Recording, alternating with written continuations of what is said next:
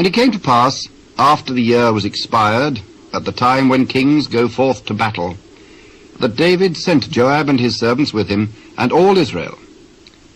And they destroyed the children of Ammon, and besieged Rabbah.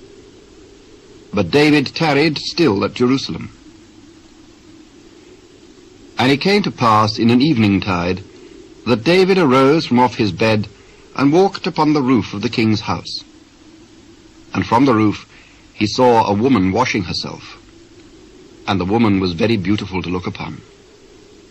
And David sent and inquired after the woman, and one said, Is not this Bathsheba, the daughter of Eliam, the wife of Uriah the Hittite? And David sent messengers, and took her. And she came in unto him, and he lay with her. For she was purified from her uncleanness, and she returned unto her house. And the woman conceived, and sent and told David, and said, I am with child. And David sent to Joab, saying, Send me Uriah the Hittite. And Joab sent Uriah to David. And when Uriah was come unto him, David demanded of him how Joab did, and how the people did, and how the war prospered.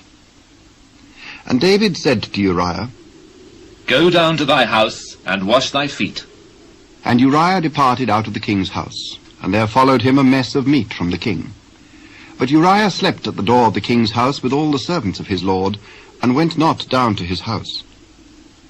And when they had told David, saying that Uriah went not down unto his house, David said unto Uriah, Camest thou not from thy journey?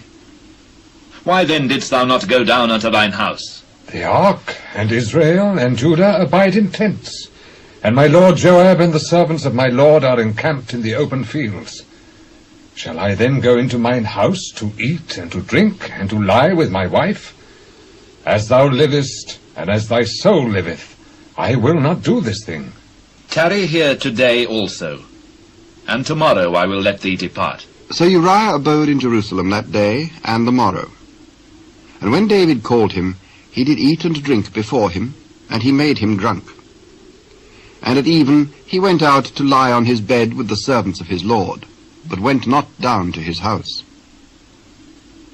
And it came to pass in the morning that David wrote a letter to Joab, and sent it by the hand of Uriah.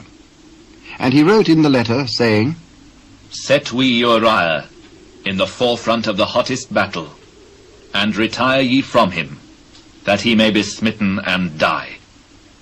And it came to pass, when Joab observed the city, that he assigned Uriah unto a place where he knew that valiant men were.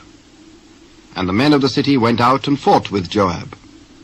And there fell some of the people of the servants of David. And Uriah the Hittite died also.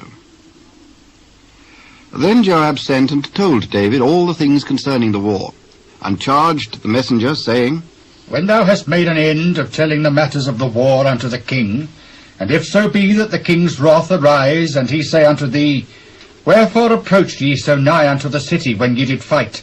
Knew ye not that they would shoot from the wall? Who smote Abimelech, the son of Jerubbesheth? Did not a woman cast a piece of millstone upon him from the wall, that he died in Thebez? Why went ye nigh the wall? Then say thou, Thy servant Uriah the Hittite is dead also. So the messenger went, and came and showed David all that Joab had sent him for. And the messenger said unto David, Surely the men prevailed against us, and came out unto us into the field, and we were upon them, even unto the entering of the gate. And the shooters shot from off the wall upon thy servants, and some of the king's servants be dead. And thy servant Uriah the Hittite is dead also.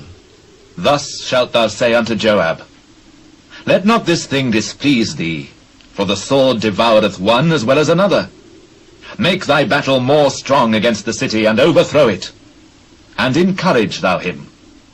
And when the wife of Uriah heard that Uriah her husband was dead, she mourned for her husband.